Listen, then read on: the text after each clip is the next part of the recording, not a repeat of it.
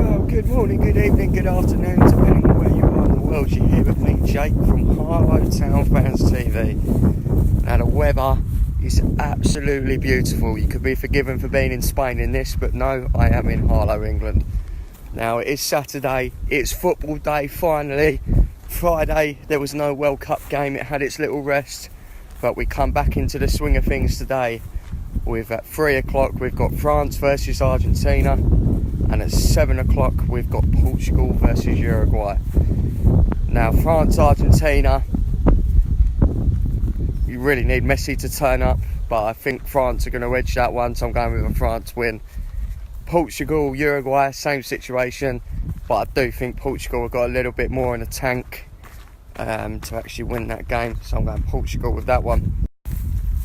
And then tomorrow, we have Spain versus Russia, which I think Russia have done well for the poor team that they have got, but I think Spain might be a little bit too much to chew off, and I think Spain are going to go through.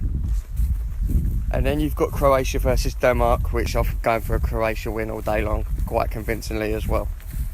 And that takes us on to Monday's fixtures, which is Brazil versus Mexico and Japan v Belgium.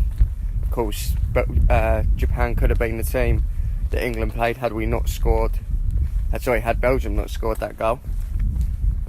Brazil-Mexico, I think we're going to see an upset. I think it's going to be Mexico that go through on that one, and I think Belgium are going to absolutely wipe the floor with Japan, which takes us on to Tuesday, the final games of the last 16, which we have Sweden versus Switzerland. Of course, the winner of that one will play the winner of Colombia and England in the quarterfinals. I'm going for a Sweden win with that against Switzerland. I think Sweden have got a little bit more in the tank. And then obviously the big game, England-Colombia.